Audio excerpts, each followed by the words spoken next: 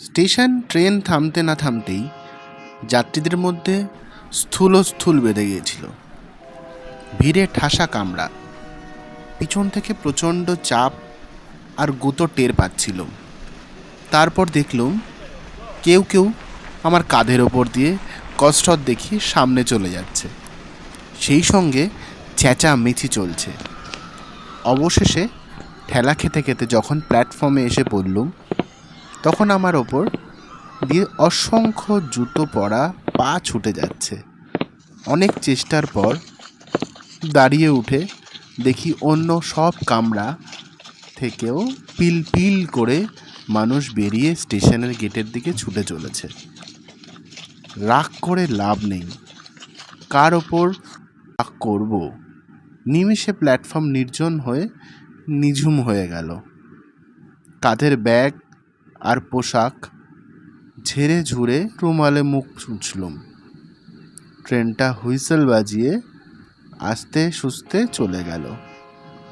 সেই সময় হঠাৎ মাথায় এলো ট্রেনে ডাকাতি হচ্ছিল সম্ভবত, তাই অত সব যাত্রী প্রাণ ভয়ে ট্রেন থেকে ঝাঁপিয়ে পড়ে পালিয়ে গেছে। এতক্ষণে ভয় পেলুম। রাত ৮টা বাজে, প্ল্যাটফর্মে আর স্টেশন ঘরের আলো জ্বলছে, গেটে মানুষজন নেই। সেখানে গিয়ে একটু দাঁড়ালুম। ডাকাতটা ট্রেন থেকে নেমে স্টেশন ঘরে ঢুকে হামলা করেছে কিনা দেখবার জন্য উঁকি মারলুম। স্টেশন ঘরে উর্দি পরা এক ভদ্রলোক চেয়ারে বসে চোখ বুজে ঝিমোচ্ছে। তাকে বললুম, একটা কথা জিজ্ঞেস করতে পারি? তিনি চোখ না খুললেই বললেন, পারেন, তবে আপনার বরাতে হরির হোটেল আছে। অবাক হয়ে বললুম, হরির হোটেল মানে? এ তল্লাটে নতুন এসেছেন, যাবেন কোথায়? কাঞ্চনগড়। সেখানে কার বাড়ি যাবেন? একটু বিরক্ত হয়ে বললুম, সেখানে আমার বন্ধুর বাড়ি। রেলকোট পরা ভদ্রলোক এবার চোখ খুলে একটু হেসে বলল, আপনার বন্ধু আপনাকে এখানকার হাল হদিস কিচ্ছু জানায়নি দেখছি। তা কি আর করবেন, হরির হোটেল এখন আপনার ভবিতব্য। কথা না বাড়িয়ে বললুম, গেটে টিকিট নেওয়ার লোক নেই, টিকিটটা নেবেন কি? টিকিট কেটেছেন? তা এ তল্লাটে নতুন প্যাসেঞ্জার, টিকিট কাটবেন বই কি। ইচ্ছে হলে দিন, না হলে দেবেন না। বুঝলুম, এই ভদ্রলোকই স্টেশন মাস্টার। মাথায় হয়তো ছিট আছে। টিকিটটা ওর সামনে টেবিলে রেখে বললুম, আচ্ছা এবার বলুন তো, ওসব যাত্রী ট্রেন থেকে ওভাবে মরিয়া হয়ে নেমে দৌড়ে পালালো কেন? আজ যে শনিবার, তাতে ট্রেন 4 ঘন্টা লেট। আচ্ছা বুঝলুম, বুঝতে পারবেন। গেট পেরিয়ে নিচের চত্বরে যান। গেট পেরিয়ে নিচে গিয়ে দেখি কয়েক ধাপ সিঁড়ির নিচে একটা খোলামেলা জায়গা। এক প্রান্তে কিছু দোকানপাট, অসংখ্য জ্যোৎস্নায় লক্ষ্য করলুম চত্বরে একেবারে জনহীন। আমার সহকর্মী ও ঘনিষ্ঠ বন্ধু নির্মল বলেছিল, স্টেশন থেকে নামলেই বাস বা সাইকেল রিক্সা, এক্কা ঘোড়ার গাড়ি কিছু একটা পেয়ে যাবি, কিন্তু কোথায় তারা? একটা চায়ের দোকানে আলো জ্বলছিল, সেখানে বেঞ্চে বসলুম। পরের বাসটা কটায় আছে দাদা? চাওয়ালা আমার দিকে তাকিয়ে মুচকি হেসে বলল, বাবুমশাই, আশা হচ্ছে কোত্থেকে? কলকাতা। ঠিক ঠিক, তা যাওয়া হবে কোথায়? কাঞ্চনপুর। পরের বাস কখন আসবে? বাবুমশাই, হে রাত্রিরে আর বাস আসে না, আসবে সেই ভোরবেলা। কেননা রাত্রিরে তো এই স্টেশনে আর কোনো ট্রেন থামে না। সাইকেল রিক্সা বা এক্কা গাড়ি? চাওয়ালা হাসলো। আগে না, খামোকা কেন এত রাত্রিবেলা ওরা আসবে? বাবুমশাই, আপনি বড্ড ভুল করেছেন। আসবার সময় দেখেননি সোনাগড় জংশনে হঠাৎ করে ট্রেনের কামরায় বেজায় ভিড় হয়েছিল? মনে পড়ল, তুমি ঠিক বলেছ তো। কামরা একেবারে ফাঁকা ছিল, হঠাৎ ওই জংশনে ভিড়ের চাপে কোণঠাসা হয়ে গিয়েছিলাম। ব্যাপারটা হলো, এই তল্লাটে অসংখ্য লোক সোনাগড়ে কলকারখানায় চাকরি করে। তারা প্রতি শনিবার বাড়ি ফেরে, রোববারটা কাটিয়ে আবার সোমবার সোনাগড় যায়। আপনি যদি ট্রেন থেকে নেমেই ওদের সঙ্গে দৌড়ে আসতেন, তাহলে হয়তো বাসে বা সাইকেল রিক্সা নয়তো একটা গাড়িতে ঢুকে যেতে পারতেন। হ্যাঁ, সহজে পারতেন না, কিন্তু কসরত করতে হতো একটু, এই যা। এবার ব্যাপারটা বুঝতে পারলাম। নির্মলের ওপর রাগ হলো। এই ব্যাপারটা আমাকে তার খুলে বলা উচিত ছিল, কিন্তু আর রাগ করেই বা লাভ নেই।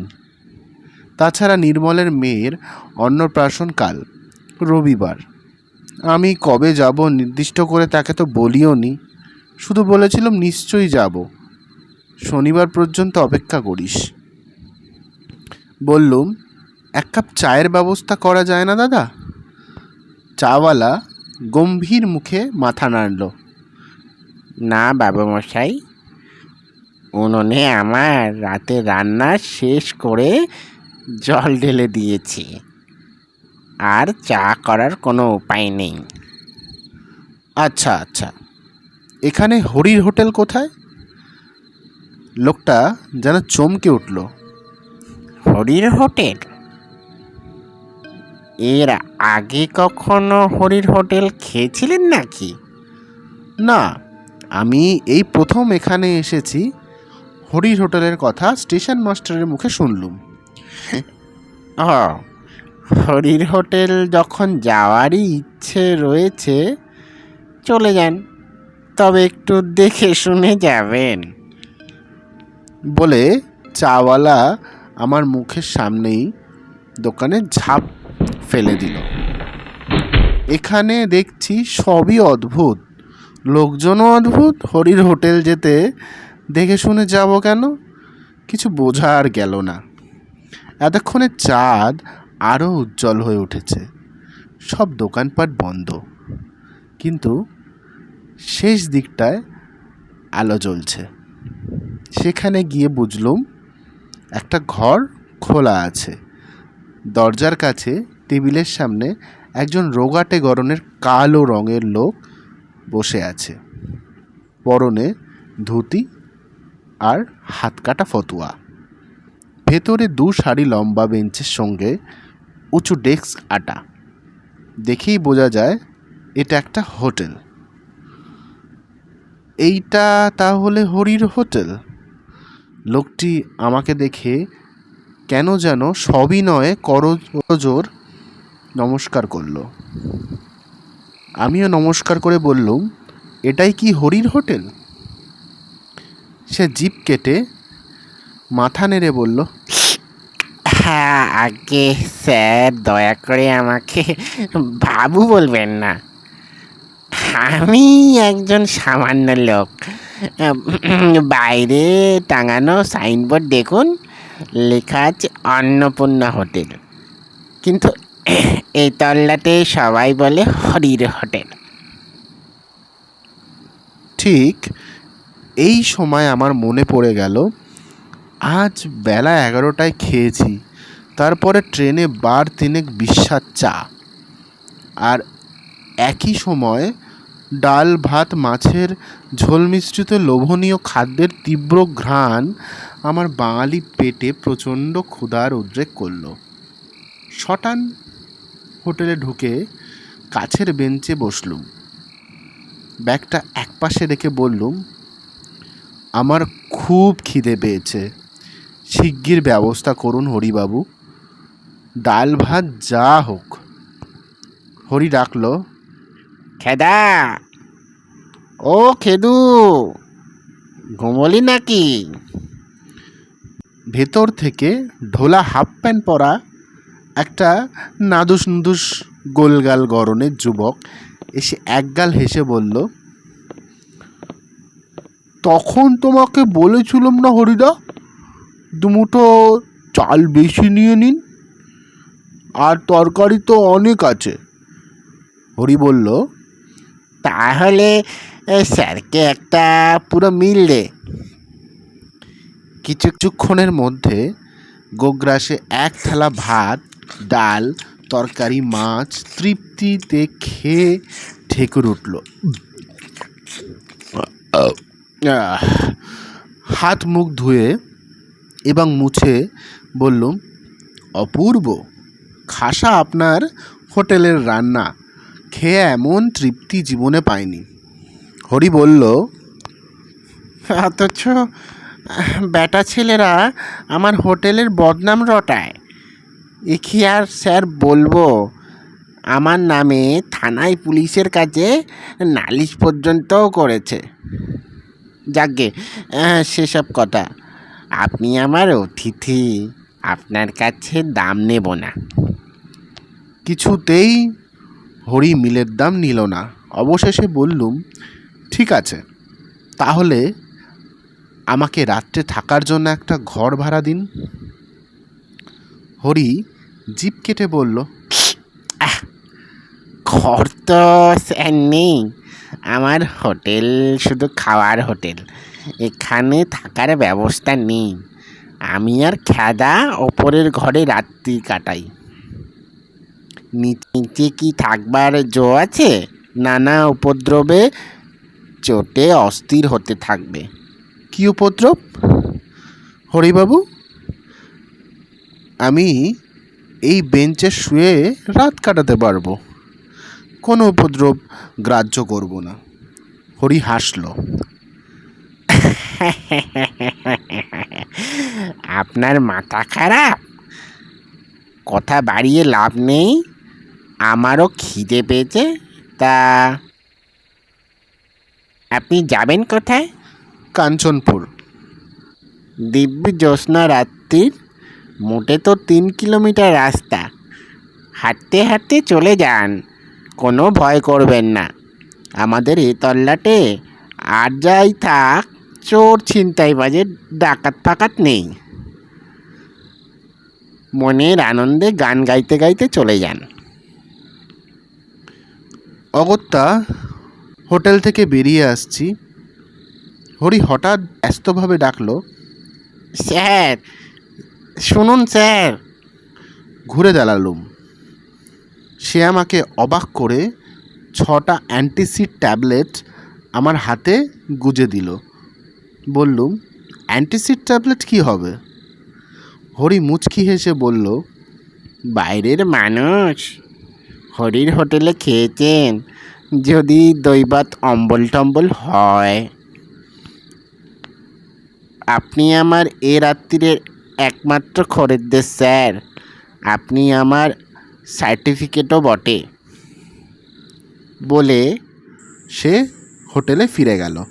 আমি এতক্ষণে একটু চিন্তায় পড়লুম।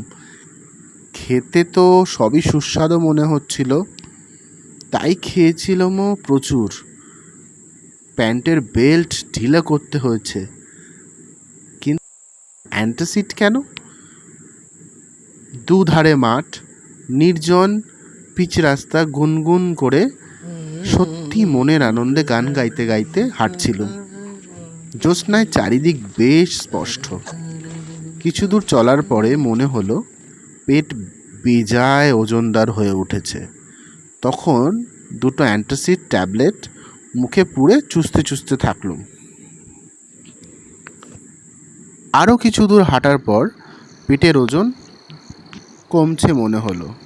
সেই সময় নেহাত খেয়াল বসে একবার পিছু ফিরে দেখি আমার পিছনে কেউ হেঁটে আসছে। একজন সঙ্গী পাওয়া গেল ভেবে দাঁড়িয়ে গেলুম। অমনি সেই লোকটাও দাঁড়িয়ে গেল। বললুম, কে? কোনো সাড়া এলো না। একটু ভয়ে বললুম, ছিনতাইবাজ বা ডাকাত নয় তো? চলার গতি বাড়ালুম। তারপর এক অদ্ভুত ঘটনা লক্ষ্য করলুম। যতবার পিছনে তাকাচ্ছি দেখছি জ্যোৎস্নায় কালো রঙের মূর্তি সংখ্যা বেড়েই যাচ্ছে। রাস্তার দুপাশে মাঠ থেকে একজন দুজন করে আরও লোক এসে সেই ছায়া মিছিলে দাঁড়িয়ে পড়ছে। অবশেষে ঘুরে দাঁড়িয়ে চেঁচামেচি করে বললুম, তোমরা যেই হও, আমার কাছে ডাকাতি করার মতো মাল করি নেই। বন্ধুর মেয়ের অন্নপ্রাশনে উপহার দিতে কিছু পুতুল আর জামা কাপড় এনেছি। নগদ টাকা কড়ি যা আছে তা তোমরা কেড়ে নিলে, ভাগাভাগি করলে প্রত্যেকে একটা আদুলির বেশি পাবে না। কাজেই তোমরা কেটে পড়ো। আশ্চর্য ব্যাপার, কালো কালো মানুষের দল স্থির দাঁড়িয়ে আছে। তারপর আবার কিছুটা হেঁটে গিয়ে ঘুরে দেখি তারা সমান দূরত্বে আমাকে অনুসরণ করছে। এরা কারা? অজানা ত্রাসে শিউরে উঠলুম। সাহস দেখিয়ে বুক চিতিয়ে বললুম, সাবধান, আমার কাছে রিভলভার আছে। আমি কিন্তু পুলিশের লোক, গুলি করে মুন্ডু উড়িয়ে দেব। কিন্তু এই হুমকিতেও কাজ হলো না। আমি দ্রুত হাঁটছি, তারা এই দূরত্ব নিঃশব্দে হেঁটে আসছে। আমি থমকে দাঁড়ালে তারাও দাঁড়িয়ে যাচ্ছে। এই অদ্ভুত ছায়া কালো মিছিল পিছনে নিয়ে হেঁটে চলা সহজ ছিল না। আমার গলা তৃষ্ণায় শুকিয়ে গেছে। সঙ্গে জলের বোতলও নেই, এমনকি একটা টর্চ আনিনি। আতঙ্কে দিশেহারা হয়ে আমি দৌড়াতে শুরু করলুম। দৌড়াতে দৌড়াতে যত পিছু ফিরে তাকাচ্ছি সেই বিভীষিকা আমাকে অনুসরণ করছে। কিছুক্ষণ পরে কালো ছায়া গাছপালার ফাঁকে রাস্তার ধারে একটা মন্দির দেখতে পেলুম। মন্দিরে উঁচু খোলা চত্বরে কারা বসে কথা বলছিল। আমি দৌড়ে গিয়ে সেখানে দাঁড়াতেই লোকগুলো হইচই করে উঠল। কে কে কে কে কে? হাঁপাতে হাঁপাতে বললুম, আমি আমি। কেউ ধমকে বলল, আমি কে? আগে আমি কলকাতা থেকে আসছি, যাব কাঞ্চনপুর। বাস ফেল করে বড় বিপদে পড়েছি। একজন বলল, তাই বলুন, তা বিপদটা কি? একদল কালো কালো লোক আমাকে ফলো করে আসছে। সর্বনাশ! আপনি কি হরির হোটেলে খেয়েছেন? হ্যাঁ হ্যাঁ, খেয়েছি। বড্ড খিদে পেয়েছিল। অমনি আবার হইচই পড়ে গেল। ওরে, এ তো দেখছি হরির হোটেলে খেয়েছে রে, কি সর্বনাশ! আবার একা নয়, সঙ্গে হরির হোটেলের খাওয়া পুরো দলটাকে সঙ্গে নিয়ে এসেছে, আমাদের গায়ে এসেছে। এসব বলতে বলতে লোকগুলো মন্দিরের পিছনে উধাও হয়ে গেল। তারপর গ্রামের কুকুরগুলো ডাকতে লাগলো। আমি এবার কি করব ভাবছি, এমন সময় দেখলুম উঁচু চত্বরের পাশে একজন লোক দাঁড়িয়ে আছে। বললুম, দেখুন তো মশাই, কি অদ্ভুত ব্যাপার! বিপদে পড়ে এখানে ছুটে এলুম, অথচ ওরা অমন করে পালিয়ে গেলেন। লোকটি খিক খিক করে হেসে বলল, পালাবাড়ি তো কথা, আপনি হরির হোটেলে খেয়েছেন। করুণ স্বরে বললুম, কেন, হরির হোটেলে খেলে কি হয়? যে খায় সে ভেদ বমি করে টেসে যায়। আমি কিন্তু টেসে যাইনি। হরিবাবু আমাকে অ্যান্টাসিড দিয়েছিলেন, দুটো খেয়েছি, দুটোতে কাজ হয় না মশাই। এখনো আপনার পেটে হরির হোটেলের ভাত আছে তো, তারই গন্ধে যত গন্ডগোল বেঁধেছে। কারা আপনাকে ফলো করছেন বলেছিলেন না? হ্যাঁ, একজন দুজন করে অন্তত 30-40 জন হবে। জ্যোৎস্নায় সব কালো কালো মূর্তি। তারা হরির হোটেলে খেয়ে টেসে গেছে। কথায় বলে, স্বভাব যায় না মলে। হরির রান্নাটা যে সুস্বাদু, সেই লোভে পড়ে পেট পুড়ে খেলেই কেলেঙ্কারি। ওরা ভেদ বমি করে টেসে গিয়েছে বটে, কিন্তু লোভটা যায়নি। আপনার পেট থেকে হরির সুস্বাদু রান্নার গন্ধ টের পেয়েই ওরা আপনার পিছু নিয়েছে, বুঝলেন তো? বুঝলুম, কিন্তু আপনি দয়া করে আমাকে কাঞ্চনপুরে পৌঁছে দিন। কাঞ্চনপুর আরও প্রায় 1 কিলোমিটার। সেখানে কাদের বাড়ি যাবেন? নির্মল সিংহের বাড়ি। ও, সিংহী মশাইয়ের বাড়ি। চলুন, আমার বাড়ি ওই গ্রামেই। তবে সাবধান, আপনি আগে আগে চলুন, আমি যাব পেছনে। কেন? আমাকে কি আপনি ভয় পাচ্ছেন? কিচ্ছু বলা যায় না। হরির হোটেলে এ পর্যন্ত যারা খেয়েছে তারা সবাই টেসে গেছে। আহ, বলছি তো আমার কিছু হয়নি। লোকটি খিক খিক করে হেসে বলল,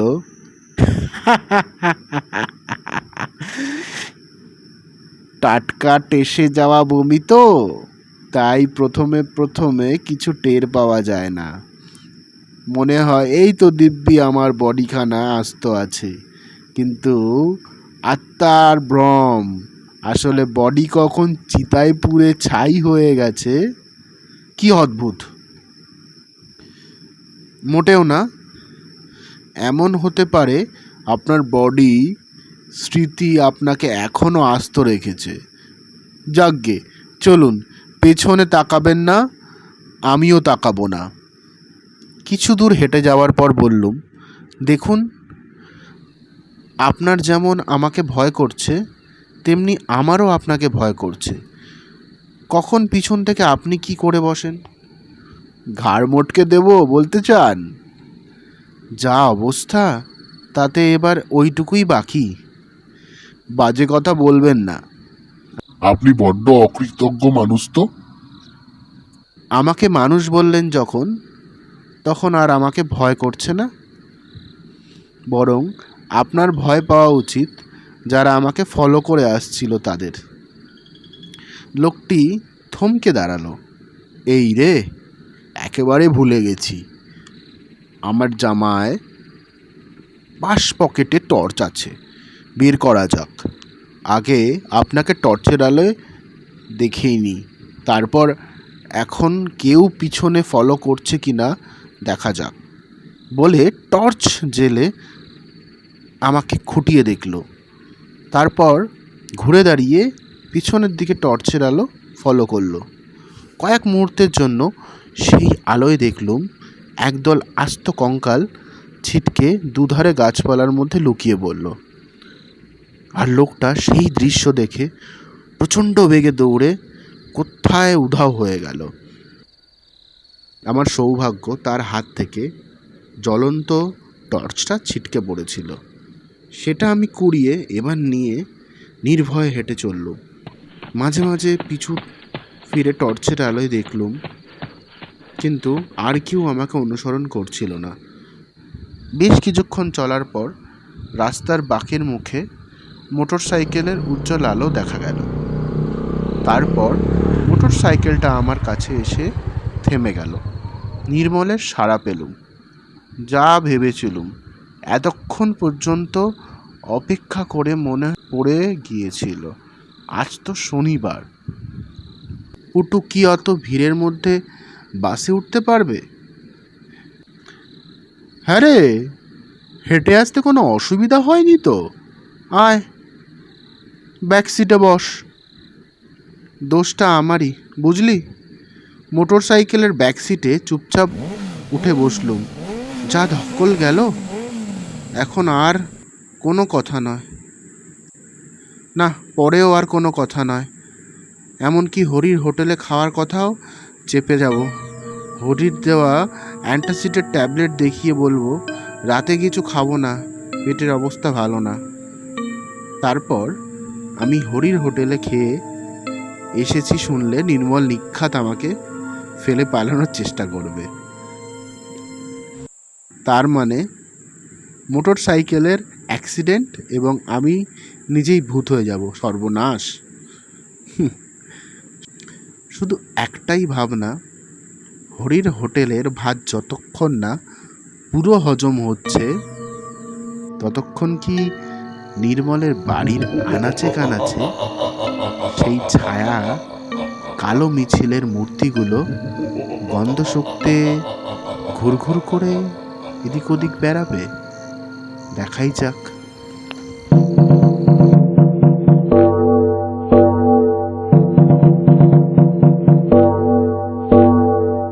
নমস্কার বন্ধুরা, সৈয়দ মুস্তাফা সিরাজের লেখা গল্পটি কেমন লাগলো নিশ্চয়ই কমেন্টে জানাবেন।